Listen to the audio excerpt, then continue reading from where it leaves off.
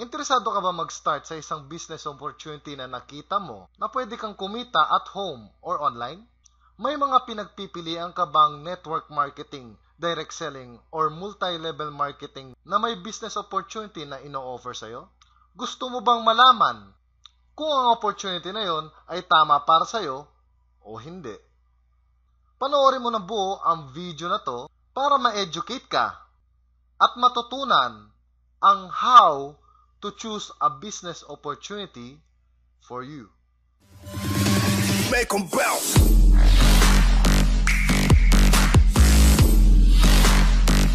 Para sa mga hindi pa nakakilala sa akin, hi, my name is Patrick Maninang, and I'm the author of Entrepreneurship ebook series and the owner of patrickmaninang.com. My purpose kaya ginawa ko ang video training na ito is to help people learn how to choose a business opportunity that is right for them. At para matulungan yung mga open-minded people na gusto magsimula sa isang business opportunity and finally make that decision kung ang opportunity na yon ay para sa kanila o hindi. Kaya gumawa ako ng very simple guide na madali mong masusundan para malaman mo kung fit ka sa opportunity na tinitingnan mo ngayon o pinag-iisipan pa. Ang mga isi-share ko sa iyo ay based on my experience at sa mga na-encounter ko as a professional network marketer and an internet entrepreneur for 5.5 years in this type of business. Hindi ko sinasabi na may best product compensation plan o company, lahat may pros and cons. Actually, may sinulat akong article tungkol doon at kung gusto mong mabasa yung article na yon, maglalagay ako ng link sa description ng video na to. Pero, panoorin mo muna ng buo ang video na to. Ang success mo ay base sa mga actions at decisions na gagawin mo. And choosing the right business opportunity for you ay may malaking factor. Kaya let's start this lesson on how to choose a business opportunity for you. Before making that big decision, ito yung mga things you must consider first. Legitimacy, products, product retail, compensation plan, at pay in and pay out. Unang pag-uusapan natin ay ang legitimacy. Sa previous video training na ginawa ko, tinuro ko doon ang how to detect a scam in 3 simple steps. Pinakita ko yung mga basic ways at sana na-guide ka nun. Kung hindi pa napanood, maglalagay ako ng link sa ibaba para mapanood mo rin ng buo ang video na yon. I prioritize that as my first public video training. Dahil, as a marketer, you are in the front lines. Nakataya ang pangalan mo sa kahit anong i-offer mo sa ibang tao. Lalo na sa mga first-timers na ang tanging alam ay mag-invite ng kaibigan, kamag-anak at kakilala. Kaya, make sure na legal ang sasalihan mong opportunity para naman hindi masira ang pangalan o integrity mo sa ibang tao. Next na pag-uusapan naman natin ay ang products. To clarify things, kapag sinabi kong products, it can be physical o virtual. Maaring goods o services. At para sa mga nakakatanda sa akin dyan, nasa internet age na po tayo ngayon. Ngayon, tanungin mo ang sarili mo, gusto o kailangan mo ba ang products? Nakikita mo ba ang sarili mo na ginagamit pa rin ang products 5 to 10 years mula ngayon? Tandaan mo, isa ka ring customer. At sa pagsagot mo sa mga tanong na to, malalaman mo kung may bibili din ng magiging offer mo. Mas madali at komportable i-recommend sa iba, naturally, ang mga bagay na gusto mo at ginagamit mo. Here's an example. Let's say na nanood ka ng pelikula sa sinehan. At dahil nagustuhan mo talaga ang pelikula na pinanood mo, naikwento mo yon dun sa kaibigan mo. Ngayon, Dahil sa naikwento mo, panonoorin din kaya nung kaibigan mo yung pelikula na naikwento mo? Maaring oo, di ba? Basically, you are selling your own satisfaction. At personally, yung mga ino-offer ko lang ay yung mga subok mo na talaga.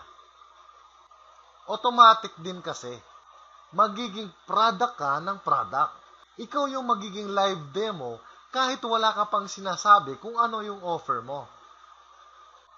Example, kung ang product ay pampaputi. Kapag pumuti ka, normally, tatanungin ka ng mga kaibigan mo kung ano yung ginamit mo. And that's a good opportunity to present your products or your business. Another example, halimbawa, ang product ay pampapayat. Kapag pumayat ka, normally, magtatanong ang mga kaibigan mo kung ano yung ginawa mo. And that's a good opportunity to present your product or your business. Isa pang example, halimbawa, ang product mo ay online tools and trainings. Ngayon, habang ginagamit mo yung mga tools na yon at ina-apply mo yung mga trainings na natutunan mo, normally, magtatanong sila kung ano yung mga tools na ginagamit mo at kung ano yung mga bagong natututunan mo. Kaya, yung mga tamang tao, bibilhin din yung binili mo. Ganon tayo mga Pinoy. Gaya-gaya, putumaya. Pangatlong pag-uusapan natin ay ang product retail. Lalo na kung ang product mo ay physical o goods. Dahil maganda rin itong source of income. Pero, this is just one of the ways. Kapag distributor or affiliate ka, meron kang 20 to 30% discount sa product. Let's say, for example, meron kang product na worth 1,000 pesos, suggested retail price, na whitening supplement. Kung meron kang 30% discount as a member, maaari kang kumita ng 300 pesos sa bawat mabenta mo na whitening supplement na yon. Let's say you have 10 friends na regular bumibili nun sa'yo every month. That's 3,000 a month.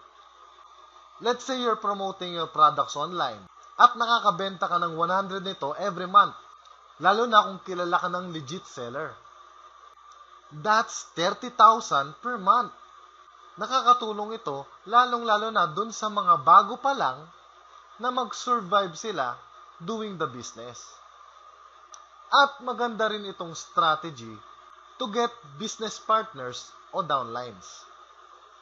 Here's an example. Nakapunta ka na ba sa isang grocery at dun sa entrance napansin mo may nagbibigay ng free taste ng product nila?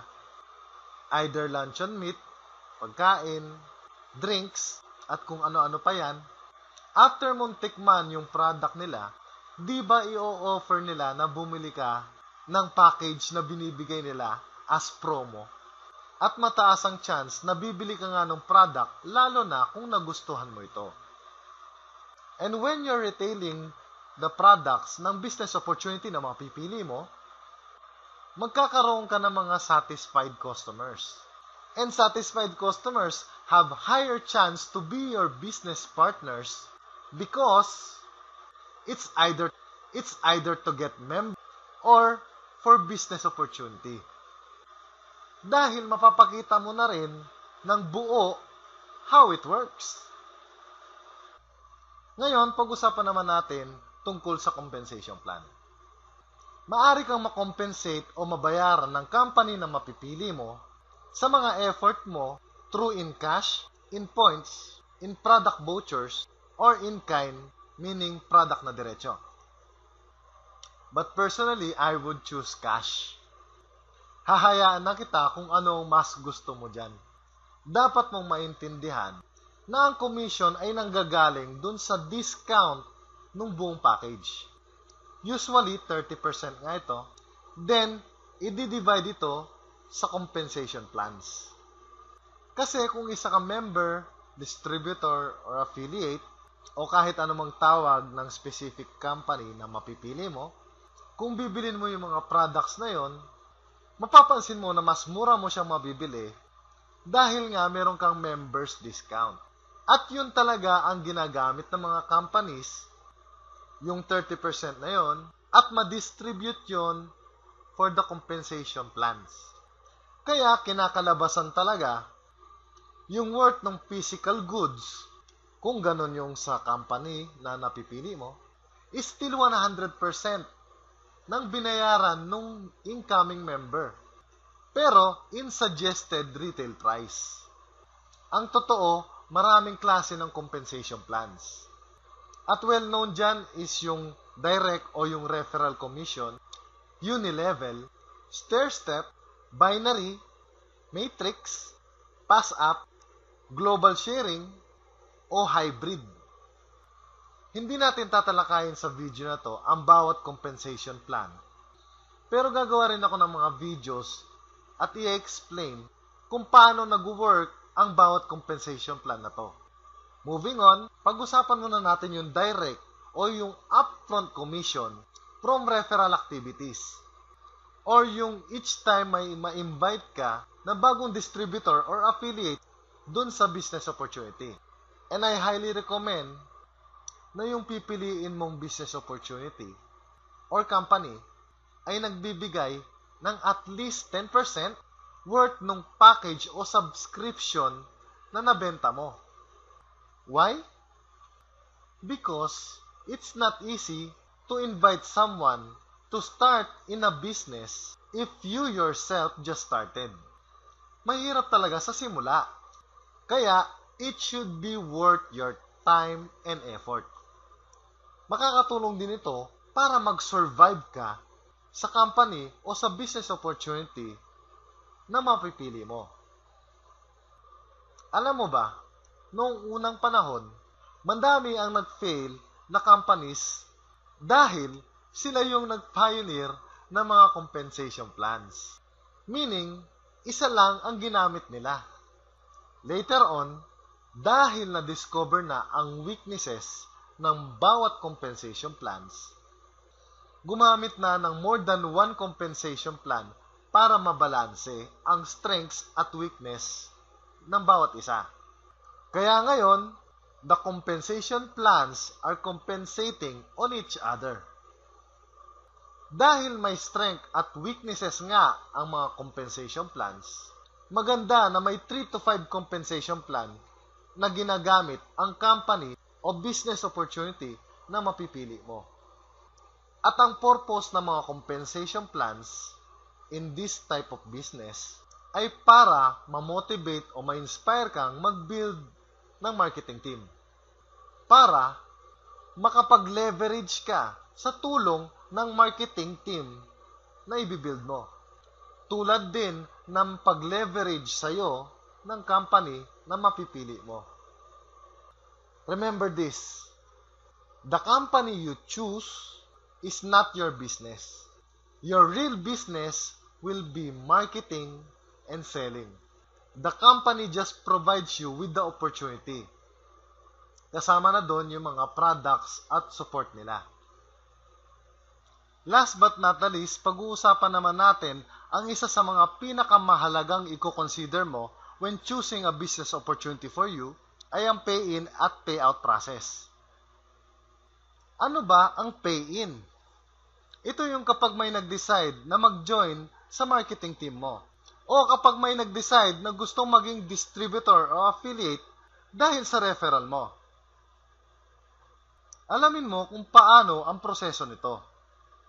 Bibili ba kayo ng package dun sa branch o sa office? Magbabayad ka ba through banks? Magbabayad ka ba through banks at ipapadala sa iyo? O mag-encode ka ba ng mano-mano? Kailangan mong alamin yung proseso na to. Bakit kailangan mo i-consider to? Kung hindi madali para sa iyo ang proseso, malamang hindi rin magiging madali para sa iba. Companies should provide convenient ways for their incoming distributors or affiliates. Mas madali ang sistema, mas maganda. Ngayon, ano naman yung payout? Ito yung kung paano mo makukuha yung commission, rewards o bonus na kinita mo base sa compensation plan. Pero para maintindihan mo ito, may ikakwento muna ako sa'yo. Noong September 5, 2013, naganap ang Zamboanga City Crisis. That time, active pa ako sa first networking company ko. Ang nangyari noon, inatake ng mga rebelde ang Zamboanga at nagkaroon ng digmaan dito. Siyempre, nagkaroon ng takot at panik. Kaya lahat ng mga business establishments ay sarado. I thank God and all His glory at safe naman kami ng pamilya ko. Dahil medyo malayo naman kami sa area ng bakbakan. Kaso, since it was unexpected, hindi talaga kami handa sa supplies. At nagkataon na paubos na ang stock sa bahay. Dahil paubos na yung kaban ng bigas na binili ko the previous month. At yun yung challenge sa part namin. Dahil walang eroplano o barko na pwedeng pumasok at lumabas sa Zamboanga City, hindi rin mapapadala ang cheque ko for my commission na kinita ko sa business. Kaya, hinintay muna naming humupa yung gulo. Hanggang simula rin dahan-dahan mag-operate ang ibang establishments dito. Unang ginawa ko ay nag-request kaagad ako ng online encashment o payout ng commission ko from that business. Dumating din yung cheque ko kahit naligaw pa yon sa kabilang city. Pero dumating din naman. Heto yung situation. Nag-ooperate na yung mga remittance business at online na rin ng mga ATM machines. Hawak ko na ang cheque ko, pero di pa rin nag-o-open ang mga bangko. Dagdag pa nito, good for 1 day na lang ang bigas namin. Kaya ginawa na lang naming lugaw instead na kanin para tumagal. And with the help of our relatives, nag-survive naman. Here's the point. Aanhin ko ang pinirmahang papel na may nakasulat na halaga kung di naman tatanggapin ng tindahan. Put it in consideration na dapat ang pipiliin mong company ay may multiple ways of payout. Hindi hanggang cheque-cheque lang. Yun ang lesson ng story. Another thing to take into consideration sa company na pipiliin mo ay yung payout schedule o kung gaano kadalas pwedeng maglabas ng commission, rewards o bonus na kikitain mo. Yung mga lumang companies, ang schedule nila once a month lang. What if mabankrupt ang company at hindi ka naka-payout? Yes, normal yun. Dahil out of 100 business in any industry na mag-start, after 5 years, 10 lang ang nagsusurvive. And after another 5 years, isa na lang ang natitira. People na walang entrepreneur mindset will see na na-scam sila. Pero maraming dahilan kung bakit nagkakaganon. Parang yung ex mo lang yan. Mag-move on ka, pero may natutunan ka ng valuable lesson. Kung na-experience mo na yon, I'm very sorry na nangyari yun sa'yo. Parang pagkain lang din yan. Let's say may nakain kang hindi maganda at nasira ang tiyan mo. Hindi naman ibig sabihin hindi ka nakakain ulit, di ba? Kaya, take it into consideration ng company na pipiliin mo na ang payout schedule nila ay at least once a week makukuha mo ang commission, rewards from doing the business. Nasa internet age na tayo at kaya yan ng mga companies mag-release ng rewards o commission on a daily basis. Ngayon, let's have a recap sa lahat ng natutunan mo in this video training. First is legitimacy. Kailangan legal ang sasalihan mong business opportunity or company para naman hindi masira ang pangalan mo o integrity mo sa ibang tao. Second is considering the products. Kailangan gusto mo rin yung products ng company na sasalihan mo. Third is product retail. Para sa mga companies na may physical goods or physical products, magandang simula ito lalong-lalo na dun sa mga magsisimula pa lang sa ganitong type of business dahil makakatulong yon para mag-survive sila habang nagsisimula pa lang sila. Fourth is the compensation plan. Piliin mo yung company na nagbibigay ng at least 10% upfront commission sa mga nare-refer mo na new distributors or affiliates dun sa business. And take it into consideration na ang piliin mo ay gumagamit ng at least 3 to 5 compensation plans. And last but not the least, the pay-in and pay-out process. Sa pay-in and pay-out, remember, the faster, the better. Remember, network marketing, direct selling, multi-level marketing are golden opportunities. Marami nang naging millionaires in this industry. At marami na rin ang kumikita ng full-time income by doing this type of business. Kahit nasa bahay lang sila or doing the business online. Just make smart decisions and take massive actions and give it your heart. Kung nanonood ka pa rin ng video na to, I would like to congratulate you. Dahil alam mo na kung paano pumili ng business opportunity na fit para sa'yo. If you want to learn more from my videos, I will upload semi-advanced trainings dun sa private Facebook group ko. If you want to join the private Facebook group, maglalagay ako ng link sa description ng video na to papunta sa private Facebook group na yon, so that you can add yourself. After mo pindutin yung join button para makasali sa private group namin, type in please approve sa comment section ng video na to. At kung may question ka about sa topic na to, type mo na sa comment section sa ibaba. And I will do to answer your question as soon as I can. Share this video to educate more people dahil yun ang easiest way to help others finally make that decision para mag-join sa opportunity mo.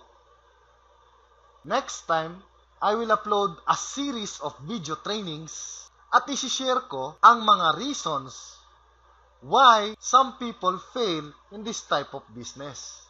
At kung ayaw mo ma-miss ang mga free trainings na to, I highly recommend you join my private group. At kung pinapanood mo ito ngayon sa page ko, make sure to like my page at iset na makatanggap ka ng notifications every time may upload akong new lessons for the public. Kung pinapanood mo naman to sa personal website ko, feel free to subscribe sa push notifications at sa email newsletters na pinapadala ko regularly. Again, this is Patrick. Again, this is Never Stop Learning, Never Stop Earning. See you on the next video.